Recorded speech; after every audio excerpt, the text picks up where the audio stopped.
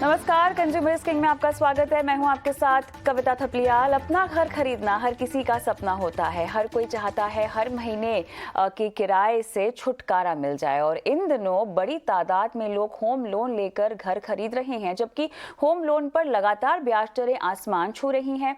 एक रिपोर्ट के मुताबिक भारत में तेजी से हर साल लोग घर खरीद रहे हैं, खासकर मिलेनियल्स जो अपनी पहली कमाई से घर खरीदने का सपना देखते हैं। उनका मानना है कि उन्हें टैक्स की छूट के साथ साथ लॉन्ग टर्म में कैपिटल एप्रिसिएशन का भी लाभ मिलता है। लेकिन फिर भी अगर कोई आपसे ये कहे कि अपना घर खरीदने से बेहतर किराए पर रहना है तो आपको सुनकर हैरानी होगी, लेकिन सच यही है और इसका कैलकुलेशन भी कोई ज्यादा पेचीदा नहीं है। जो हम आज ये शो कर रहे हैं उसमें हम बताएंगे कि कैसे अपना मकान पड़ता है महंगा, और अगर आप अपना मकान खरीदने का मन बना ही चुके हैं तो कैसे एक एसआईपी से आप मकान के ब्याज की भरपाई कर सकते हैं। वहीं एसआईपी का चलन भी भारत में तेजी से बढ़ रहा है, जहां 10 साल में लगभग 12% रिटर्न मिलना तय है। तो अब सवाल हम आज के शो में ये उठा रहे हैं कि घर खरीदना कितने फायदे का सौदा है। घर खरीदना बेहतर है या किराए पर रहना बेहतर है? ब्याज दरें बढ़ने पर कैसी रणनीति बनानी चाहिए? घर खरीदें या एसआईपी करें, किस में मुनाफा है? होम लोन के साथ क्यों करें एसआईपी की शुरुआत? कैसे उठाया जाए घर खरीदने पर टैक्स का लाभ?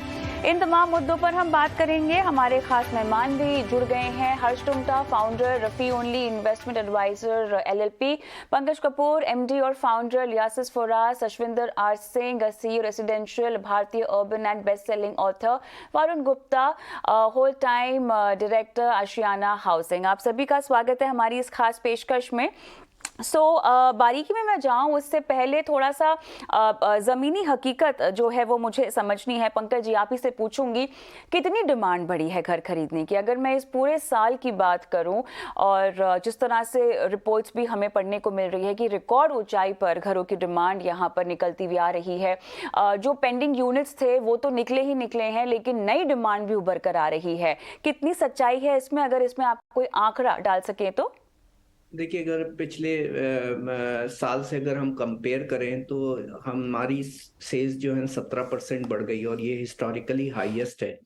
तो 60 सिटीज का जो डेटा हम लोग कलेक्ट करते हैं इसमें करीब 4 लाख यूनिट की सेल दिख रही है इस फाइनेंशियल ईयर में, जो पिछले साल से 17% ज्यादा है। तो और इसमें पहले 2 क्वार्टर्स में आपको ग्रोथ होती हुई दिखाई दी।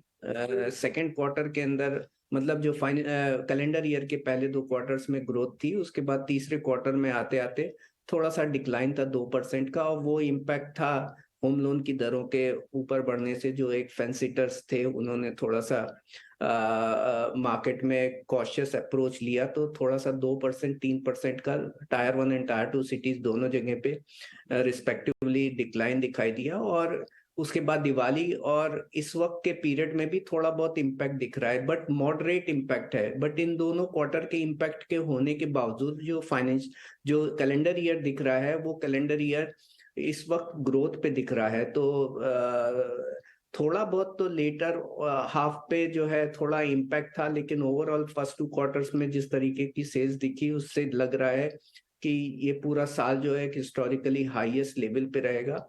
सारे शहरों में, स्पेशली मुंबई, हैदराबाद, बैंगलोर, पूना, अहमदाबाद, ये जितने भी शहर हैं यहाँ पे घरों की खरीदारी में तेजी आई।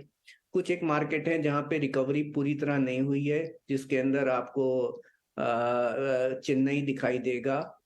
एनसीआर के अंदर भी ग्रोथ होती हुई सेल्स में दिखाई दी, लेकिन इन्वेंट्री जो है जो मार्केटेबल है वो बहुत लिमिटेड है। काफी हद तक जो इन्वेंट्री है वो स्टॉर्ड में वहां पे अटकी हुई है। न्यू लॉन्चेस भी आने चालू हुए। अगर आप देखेंगे हिस्टोरिकली 1 लाख यूनिट पर क्वार्टर की रफ्तार से न्यू लॉन्चेस आ रहे हैं। तो सेल्स एज वेल एज दोनों न्यू लॉन्चेस में बढ़ोतरी होती हुई दिखाई दे रही है। तो मुझे नहीं लगता है कि बहुत ज्यादा बड़ा इम्पैक्ट है। Overall year on year basis पे ग्रोथ ही है। तो यहाँ पर ग्रोथ का जो मोमेंटम है वो आपको आने वाले वक्त में भी बरकरार ही दिखाई दे रहा है। लेकिन हर्ष, मुझे अब आपसे समझना है, क्योंकि मुझे थोड़ी सी लोन की डिमांड को लेकर अब बात करनी है। एक तरफ हम देख रहे हैं कि लोग घर खरीद रहे हैं और साथ ही जो बढ़ती ब्याज दरें हैं उसका हर्ष लोगों की जेब पर कोई खास असर पड़ता हुआ नहीं दिख रहा है, क्योंकि वो अभी भी अपने घर की प्लानिंग कर रहे हैं, अपने आशियाने की प्लानिंग कर रहे हैं और घर खरीद भी रहे हैं। क्या मैं सही हूं? और अगर मैं सही हूं तो ये ट्रेंड कब से शुरू हुआ है और आप इसको कैसे भांप रहे हैं?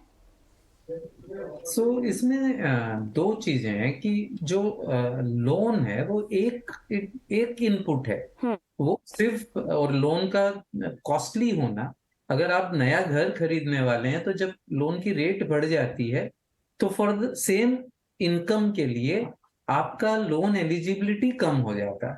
बिकॉज सपोज अगर बैंक आपके इनकम के 40% अलाउ करती है एज एन ईएमआई, अब आपकी इनकम 100 रुपए है, 40 रुपए ईएमआई अलाउ करती है बैंक, और उसके हिसाब से लोन रिकैलकुलेट होता है। तो जब ब्याज की दरें बढ़ेगी तो 40 रुपीज के अंदर लोअर लोन अमाउंट आपको लेना पड़ेगा। तो इस वजह से आपका लोन एलिजिबिलिटी घट जाता है अगर आपकी इनकम सेम है तो। दिस इज थियरी, ये थियरी में है। अब एक्चुअल में ये होता है कि जब डिमांड बढ़ती है तो एक तो बैंकों को भी ये बिजनेस करना है और होड़ लगी हुई है बिजनेस करने की, तो वो 40% से बढ़ा के उसको 45% कर देती है, तो एलिजिबिलिटी पे फर्क नहीं पड़ता क्लाइंट्स के। और अगर इन्वेस्टर और जो घर खरीद रहा है अगर उसे इंटरेस्ट है तो वो महंगा ब्याज होने के बावजूद उसे खरीद लेगा। और जो आंकड़े पंकज ने दिए उससे तो ऐसा लग रहा है कि डिमांड है। ये एक बार मतलब ऑब्वियस है कि डिमांड दो चार चीजों से इफेक्ट होती है। लोन इंटरेस्ट रेट एक है, बट उससे ज्यादा इम्पैक्ट है प्राइसेस। अगर प्राइसेस हाउसिंग की बढ़ेगी तो उसका इम्पैक्ट मेरे ख्याल से डबल वैमी हो जाएगा। इंटरेस्ट बढ़ने से भी डिमांड थोड़ी इम्पैक्ट होती है जैसे कि पंकज ने कहा, और अगर इंक्रीज हो जाती है रेट्स ओवरऑल तो डबल वैमी होगी, तो डिमांड अफेक्ट डेफिनेटली हो सकती है। डबल वैमी का एनालिसिस मैं वरुण से लूंगी, लेकिन उससे पहले दर्शकों को बताते हैं कि इस साल जनवरी से लेकर दिसंबर तक आखिर कितना महंगा हुआ है आपका होम लोन। ग्राफिक्स के जरिए हम ये जानकारी दर्शकों को देना चाहते हैं। अब देख लीजिए, अगर आपने 50 लाख रुपए का होम लोन लिया है तो जनवरी में आपको 6.75% की ब्याज दर से 38,018 रुपए की ईएमआई देनी पड़ी थी। लेकिन अब अगर 50 लाख रुपए का होम लोन आप लेते हैं तो लगभग 9% की ब्याज दर के साथ आपको 44,986 चुकाने होंगे। यानी कि जनवरी से लेकर दिसंबर तक होम लोन की ब्याज दर में 2.25% की बढ़ोतरी हुई है, जिसके चलते 50 लाख के अमाउंट पर आपकी जो ईएमआई है जनवरी से लेकर अब तक 6,968 रुपए बढ़ गई है।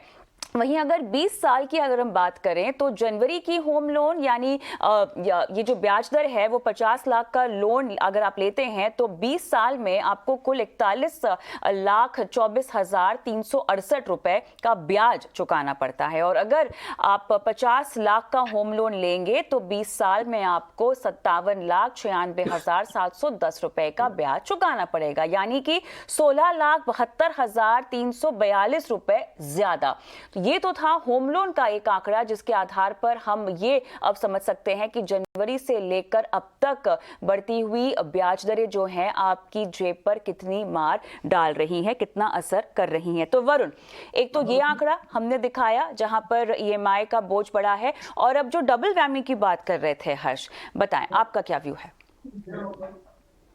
मैम ऐसा देखिए, impact of home loan rates on EMI will be there, but मैं ये भी पूछना चाहूंगा जनवरी और दिसंबर में लोगों की सैलरीज में क्या इम्पैक्ट आया? कंज्यूमर प्राइस इन्फ्लेशन के कारण लोगों की सैलरीज भी बढ़ी हैं, तो we have to take that into account.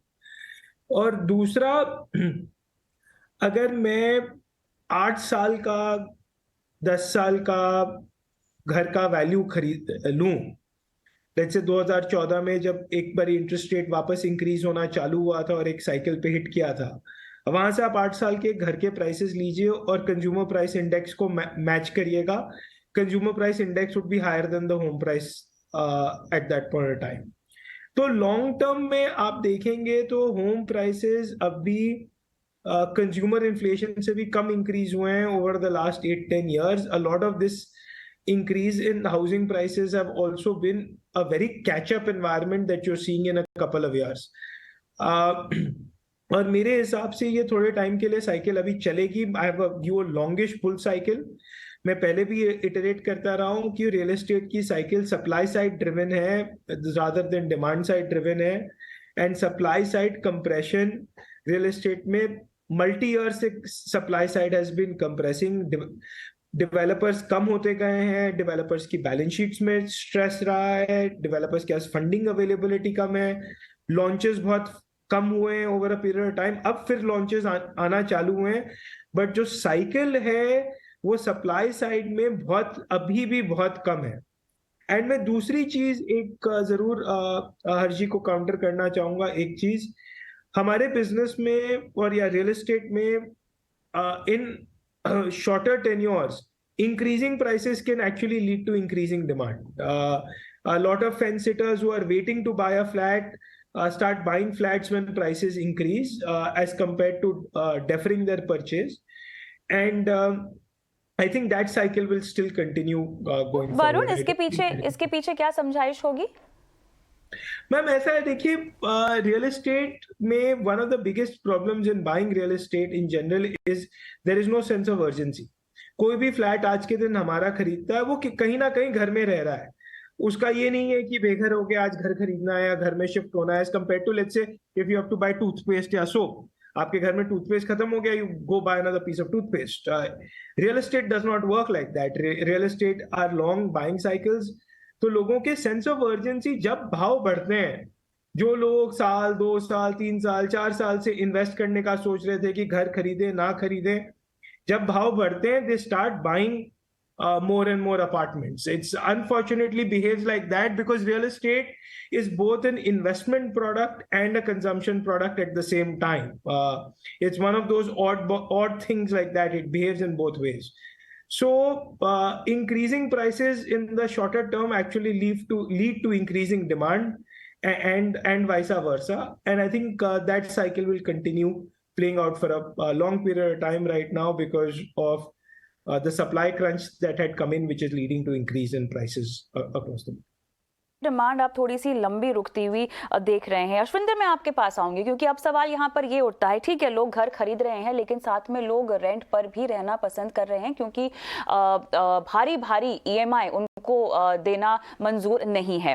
तो वैसे तो ये सवाल मुझे हर्ष से बाद में पूछना भी है, हम विस्तार से इस पर काम भी करेंगे. लेकिन अश्विंदर ये समझाए कि मौजूदा हालात में जहाँ डिमांड इतनी बहुत बढ़िया है, कुछ तबका ऐसा भी है जो रेंट पर रहना पसंद कर रहा है. क्या फायदेमंद होगा हमारे लिए घर खरीद लेना जहां कीमतें भी ऊंची हैं, ब्याज दरें भी ऊंची हैं और रेंट भी देखा जाए तो वैसे बढ़ ही रहा है, लेकिन फिर भी शायद आपकी EMI से कम होगा. क्या कहेंगे? थैंक यू कविता. अभी क्या हो रहा है कि मैं आपको एक बैंगलोर का पर्सपेक्टिव देता हूं कि आज की डेट में बैंगलोर में अगर किसी को घर रेंट पे लेना है, उसको रेंट पे मिल ही नहीं रहा है. घर रेंट काफी बढ़ गए हैं. The increase in rent is 20% if the increase in EMI is 10%. अगर आपने मई में EMI ली थी 7% पे और अगर आप अभी 9% पे हैं, तो अगर 2% की रेपो रेट इंक्रीज के ऊपर आपकी EMI 9 से 10% बढ़ी है. रेंटल इंक्रीज जो है has been around 30 to 40%. It is for the first time that the rental increase जो है वो 30-40% हो चुका है. दैट मीन्स कैपिटल वैल्यू बढ़ रही है. बिकॉज कैपिटल वैल्यू बढ़ रही है, इसलिए रियल एस्टेट जो है इस समय as an investment asset class बहुत अट्रैक्टिव हो गई है, specially with the capital markets being very choppy. Capital markets के अंदर बहुत उतार चढ़ाव आया है, अभी दोबारा ऊपर हो गई है because India is performing better than rest of the globe. अभी ये इन्फ्लेशनरी प्रेशर है. इन्फ्लेशनरी प्रेशर के बावजूद मैं बार बार बोलता हूं, अगर हम रेंट वर्सेस बाय की बात करते हैं, इस समय द होल डायनेमिक्स कविता बहुत चेंज हो रहा है। मैं खुद कई बारी एनालिसिस करके दे चुका हूं कि यू नो रेंट के अपने फायदे हैं। Buying a home is also a personal security reason. You have to buy a home, specially Indians, रोटी कपड़ा मकान, it is one of the important aspects, लेना पड़ता है। बट इस समय रेंटल जो यील्ड है बैंगलोर के अंदर 4 से 5% की है। बॉम्बे में अच्छी सोसाइटीज में 4 से 5% की है, which has gone up from 2%। During Covid the rental yields had drop to 2%। So 2% से अगर 5% हो गई है तो the rental yield in terms of percentage जो है वो डबल से ज्यादा बढ़ चुकी है। और आपकी ईएमआई सिर्फ 10% से बढ़ रही है। और होम लोन कंपनीज अभी ऐसे ऐसे स्ट्रक्चर दे रहे हैं जिसके कारण आपका ईएमआई आउटफ्लो वो इनिशियली जो है वो मैनेज करवा कर दे रहे हैं। दूसरी चीज, because buying today looks a little more attractive than taking on rent, is कि जिसने घर खरीदने का सोचा हुआ है उसने डाउन पेमेंट की तैयारी की हुई है। हम लोग ये भूल जाते हैं, हम ईएमआई की बात करते हैं, 23,000 की ईएमआई 25,000 हो जाएगी, 10% का आपका आउटफ्लो हो जाएगा। You have to manage for that. But अगर जिसने डाउन पेमेंट की तैयारी की हुई है तो डाउन पेमेंट कलेक्ट करना ज्यादा मुश्किल होता है देन द ईएमआई। तो अगर डाउन पेमेंट कलेक्टेड है और वो फर्स्ट टाइम बायर है या अपग्रेड बायर है, वो घर खरीदेगा ही खरीदेगा क्योंकि वो उसकी जरूरत है। वो एक सोशल सिक्योरिटी का एस्पेक्ट भी है। It is, as one of my fellow colleague said, it is both consumption as well as investment. Overall the dynamics in India seem to be better. Globally India इस समय better of है। जितने हम job ले offs देख रहे हैं वो इंडिया के अंदर कम है जो आईटी कंपनीज कर रही हैं, बाहर ज्यादा है। और रेंटल यील्ड क्योंकि बढ़ गई है, रेंटल आउटफ्लो बढ़ रहा है, इसलिए लोग कैलकुलेट कर रहे हैं कि अगर वो रेंट पे बैठे हुए थे और अगले साल का रेंट अगर 10% बढ़ना ही है तो ठीक है, 10% तो रेंट बढ़ेगा मेरा, उससे अच्छा है कि मैं ईएमआई ले लूं। Because there is a fear of missing out. The fear is कि अगर रेट ऑफ इंटरेस्ट ऐसे ही बढ़ता रहा, क्योंकि 10 साल पहले रेट ऑफ इंटरेस्ट 10% था, अभी 9% है। अभी कुछ एक्सपर्ट्स बोल रहे हैं कि 1% का गैप है बिकॉज इन्फ्लेशनरी प्रेशर है। अगर हम 20 से 25 बेसिस पॉइंट का इंक्रीज और देखते हैं, so people are also fearing कि अगर दोबारा इंटरेस्ट रेट बढ़ गया तो मेरी ईएमआई और बढ़ जाएगी। So you might see a pent up demand and that is why आप ये देखेंगे कि लोगों ने अपनी डाउन पेमेंट की तैयारी की हुई है, rather than staying on rent and giving higher rent, वो बोलेंगे डाउन पेमेंट लो और एक घर खरीदो और कोशिश करो कि वो रेडी टू मूविंग घर हो। इसीलिए न्यू प्रॉपर्टीज भी चलेंगी और रीसेल प्रॉपर्टीज के अंदर भी बहुत तेजी आई है। Because H1 of current year the overall sales, जो टॉप 7-8 शहरों की ओवरऑल सेल्स है, they are 2 times of last year H1। So इस समय the dynamics of buying even because of higher interest rate थोड़ा पलड़ा भारी है कि आपको इस समय घर खरीदना चाहिए रादर देन रेंट पे लेना चाहिए। चलिए, तो ये आपने बिल्कुल सही कहा। मेरे ख्याल से लोग जो है शायद इस बात को समझ भी रहे हैं। एक जो रिपोर्ट्स में बात सामने आ रही है, पंकज जी शायद विस्तार से आप इस पे बात करना चाहें, कैपिटल एप्रिसिएशन का बहुत बढ़िया मौका लोगों को दिख रहा है और इसीलिए भी जो है लोग खरीदारी करने से बिल्कुल चूक नहीं रहे हैं। और जैसा कि अश्विंदर भी कह रहे थे, फोमो हो जाता है, उनको लगता है कि फिर ये मौका उनके पास आएगा ही नहीं कभी भी। क्या आप भी ऐसा कुछ भाप पा रहे हैं? और अगर आप देखिए, क्योंकि 2016 से ज्यादातर शहरों में प्राइजेस स्टैटिक था और उस पीरियड में इनकम बढ़ी और प्राइस में ग्रोथ नहीं थी, और उस कैपिटल वैल्यू कंप्रेस होने की वजह से आपको रेंटल यील्ड भी बढ़ती हुई दिखी। और मैं हमेशा बोलता हूं कि एक प्राइस की प्रोडक्टिविटी का मेजरमेंट रेंटल यील्ड होती है। अगर रेंटल यील्ड आपकी 3%, 3.5% से ऊपर है तो प्राइस में प्रोडक्टिविटी होती है। एक नॉमिनल एप्रिसिएशन आपको रियल एस्टेट के अंदर 9% का मिलता है। तो अगर आप यील्ड को और नॉमिनल, और अगर यील्ड 3% की है और 9% का नॉमिनल एप्रिसिएशन अगर रियल एस्टेट में होता है, अगर 3% की यील्ड होती है तो 12% का रिटर्न हो जाता है ओवरऑल रियल एस्टेट के अंदर। तो ये एक पर्सपेक्टिव दिखता है और ये मुझे दिखाई दे रहा है हर शहर के अंदर। ये नहीं कहूंगा कि हर जगह बैंगलोर जैसी, बैंगलोर आपकी सबसे ज्यादा अफोर्डेबल सिटी है ऑन द हम लोगों ने एक स्टडी भी किया था जिसके अंदर हमने देखा कि हाउस परचेज अफोर्डेबिलिटी इंडेक्स में नंबर 1 बैंगलोर पे आता है, क्योंकि उसकी रेंटल यील्ड अच्छी है। और ऐसा नहीं है कि कुछ ही एक सेगमेंट में अच्छी है, वो across the cross section of the city जो है वहां को आपको रेंटल यील्ड अच्छी दिखाई देती है। उसके अलावा आपके पास इंदौर है, टायर 2 सिटीज है, राजकोट है, इन सब शहरों का अफोर्डेबिलिटी इंडेक्स बहुत ही अच्छा है। कुछ एक शहर जो नॉर्थ इंडिया है वहां पे रेंटल यील्ड कम आती है, लेकिन उसके बावजूद जो है कैपिटल एप्रिसिएशन आपको होता हुआ दिखाई दे रहा है। वो कुछ हद तक फंडामेंटली करेक्ट नहीं होता है, वहां पे थोड़ी स्पेकुलेटिव फोर्सेस होती हैं, लेकिन ओवरऑल एस्पेक्ट्स पे ये कैपिटल वैल्यू के एप्रिसिएशन का एक मेजर रीजन ये है कि रेंटल यील्ड कम है, इसलिए प्राइस में प्रोडक्टिविटी दिख रही है और वो बढ़ रही है। सबसे ज्यादा आपको कैपिटल एप्रिसिएशन इस वक्त हैदराबाद में, उसके बाद एनसीआर में और बाकी शहरों में भी अभी वाई बेसिस पे 6 से 7% के लेवल पे आपको ग्रोथ होती हुई दिखाई दे रही है। तो ये जरूरी है कि कैपिटल एप्रिसिएशन हो रहा है और कैपिटल एप्रिसिएशन की वजह से कुछ हद तक not only and user but कुछ इन्वेस्टर का भी पार्टिसिपेशन आपको आता हुआ रियल एस्टेट के अंदर दिखाई दे रहा है, और ये कारण है कि आपके वॉल्यूम्स बढ़ते हुए दिखाई दे रहे हैं। बहुत बढ़िया। मुझे अभी हर्ष के पास बहुत सारे सवाल लेके जाने हैं क्योंकि लोगों की ईएमआई की उनको प्लानिंग करनी है, लेकिन उससे पहले मैं वरुण से एक सवाल लेना चाहती हूं, क्योंकि वरुण मुझे अब ये समझना है कि लोग किस तरह के घर खरीद रहे हैं। अब इतनी खरीदारी अगर हो रही है तो लोगों की पसंद क्या है, उनकी बाइंग की टिकट प्राइस क्या है। हमने देखा एक तो वर्क फ्रॉम होम का जो कल्चर शुरू हुआ, उसके बाद लोगों ने ऐसे घरों को पसंद किया खरीदना जहां पर उनके पास एक अलग से वर्क स्पेस उन्हें मिले, बनावट में ही, घर के बनावट में ही मिले। क्या वो चलन बरकरार है? क्या कोई ऐसी ऑफ बीट शहर भी हैं जहां पर अचानक से डिमांड बढ़ गई है और लोगों ने भर भर कर वहां पर इन्वेस्ट करना शुरू कर दिया है? इन्वेस्ट ही नहीं, सेल्फ कंजम्पशन के लिए भी वो वहां पे मूव हो गए हैं। क्या दिखाई दे रहा है ट्रेंड में? मैम ऐसा किन शहरों में तो मेरे को कमेंट करना मुश्किल होगा। We are not present in every city. में भी पंकज थोड़ा बेटर उस पे फ्लेवर डाल सकेंगे, पास लेकर जाऊंगी, पर आपके अनुभव में जो भी है आप बताएं। मेरे हिसाब से एक चीज जो जरूर दिख रहा है कि लोगों को बड़े घर चाहिए। अच्छा। और एंड मेरे को ये कोविड से कम, हम हर हर हर हर व्यक्ति को जितना बड़ा घर मिल सके उतना बड़ा घर चाहिए होता है। एंड द रीजन बड़े घर खरीदे जा रहे हैं क्योंकि अफोर्डेबिलिटी हाई है। जैसे पंकज ने पहले कहा, 2016 से रेट अभी तक बढ़े नहीं थे। लास्ट अब 12-18 महीने में इस सेल प्राइस इंक्रीज करी है। The sector was going through a little bit of stress, excess supply था, वो खत्म हो गया है।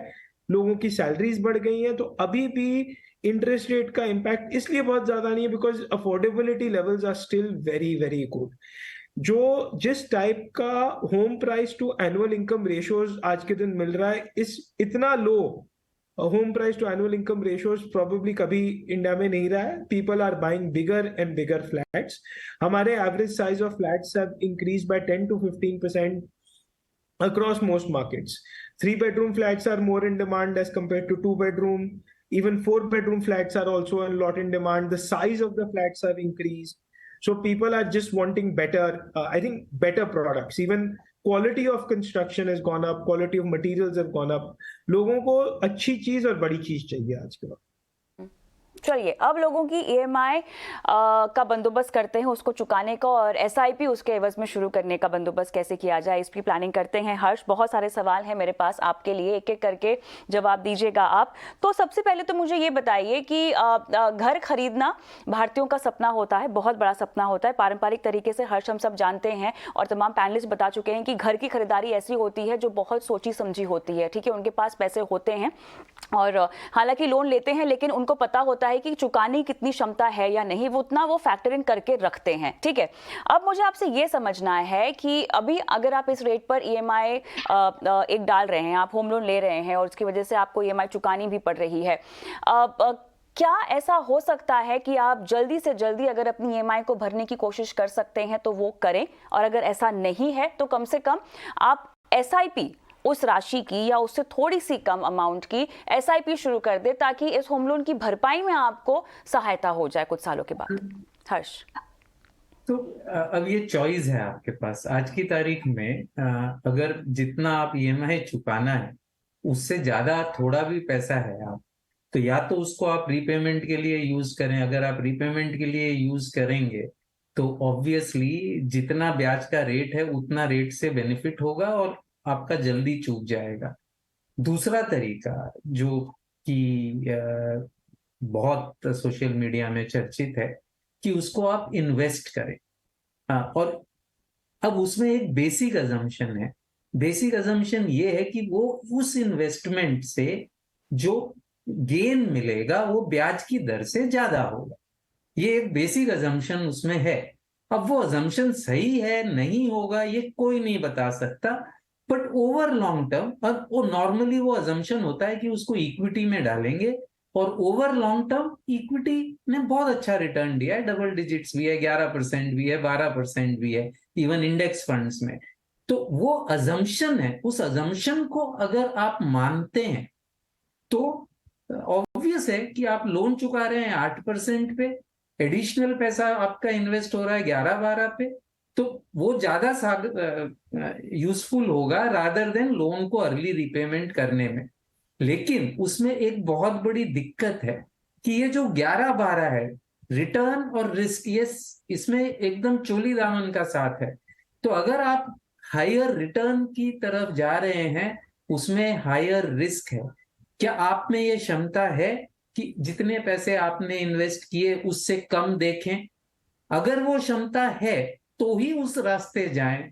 अगर वो क्षमता नहीं है तो आपके लिए बेटर ऑप्शन ये है कि आप अपना ईएमआई बढ़ा दीजिए, अगर आपके पास वो कैपेसिटी है और एडिशनल सेव करने की, और उस रेट पे आपको बेनिफिट हो जाएगा। तो ये डिपेंड कर, ये एक जादू की पुड़िया नहीं है। इसको सोच समझ के पेशेंट के हिसाब से एडजस्ट करना होगा। अगर ये पेशेंट इसके साइड इफेक्ट्स सहन कर सकता है तो ये इन्वेस्टमेंट वाला फॉर्मूला ठीक है। अगर वो नहीं कर सकता तो ही मच बेटर ऑफ, ये तो एकदम फुल प्रूफ है कि आप अपना लोन जल्दी चुका दीजिए, तो उसका उतना एटलीस्ट इंटरेस्ट आपका सेव हो जाए। एक आखिरी सवाल, समय भी लगभग खत्म ही हो गया है, तो एसेट क्लासेस की हम बात करते हैं, रियल एस्टेट है, मार्केट है, ठीक है, दोनों को मैं कंपेयर करना चाहूँ, कहाँ मुझे ज़्यादा रिटर्न मिल रहा है, कहाँ मुझे ज़्यादा फोकस करना चाहिए निवेश करने का? हर्ष। तो मैं अगेन ये कहूंगा कि अनफॉर्चुनेटली इन्वेस्टर्स जो हैं वो ऐसा कैलकुलेशन नहीं करते। आपने रेंट और बाई की भी बीच में बात करी। मेरे ख्याल से जो लोग घर खरीद रहे हैं उसमें से अगर आप सर्वे करें कि कितने लोगों ने रेंट वर्सेस बाई कैलकुलेटर किया है, तो मेरे ख्याल से वो it will be a rounding off number.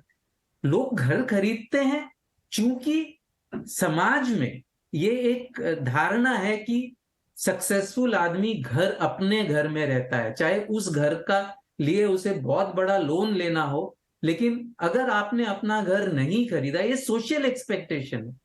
तो आज का जनरेशन शायद इस सोशल एक्सपेक्टेशन को पार जा सकता है, और बहुत लोग शायद जा रहे हैं, लेकिन जब तक ये सोशल एक्सपेक्टेशन बना रहेगा तो कितने भी हम रेंट वर्सेस बाय कैलकुलेटर्स बना लें, कुछ भी हम फाइनेंशियल दिखा दें कि रेंट मेक्स सेंस, मतलब कैपिटल गेन कितना होता है वो तो वरुण जी ने बताया है कि ओवर 10 इयर्स इन्फ्लेशन जितना भी प्राइस इंक्रीज नहीं हुआ है, तो कैपिटल एप्रिसिएशन भी उतना ही हुआ है।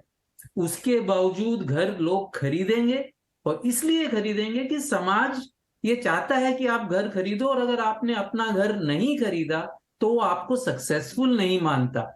और ये कॉस्ट, छत अपनी होनी चाहिए और अपनी मेहनत की गाड़ी कमाई से आपको खुद का घर खरीदना चाहिए, ये एक पारंपरिक सोच है। लेकिन बात कुल मिलाकर यही है कि मौका भी है, भले ही ब्याज दरें बढ़ रही हैं और आने वाले कुछ समय तक शायद हम इनको बढ़ता हुआ भी देखें, उसके बावजूद घरों की डिमांड, घरों की खरीदारी की डिमांड में भी इजाफा हो रहा है, बढ़ोतरी हो रही है। लेकिन सवाल अब यहाँ पर यही है कि अगर आप घर खरीदने का मन बना भी रहे हैं तो एक बढ़िया सी फाइनेंशियल प्लानिंग अपनी कर लीजिए, और उसके बाद ही आप सोचें समझें कि आप कितनी ईएमआई अफोर्ड कर पाएंगे और क्या अपने निवेश को भी बरकरार रख पाएंगे या नहीं। बहुत बहुत धन्यवाद आप सभी का इस खास पेशकश में शामिल होने के लिए। मुझे भी इजाजत दें, नमस्कार।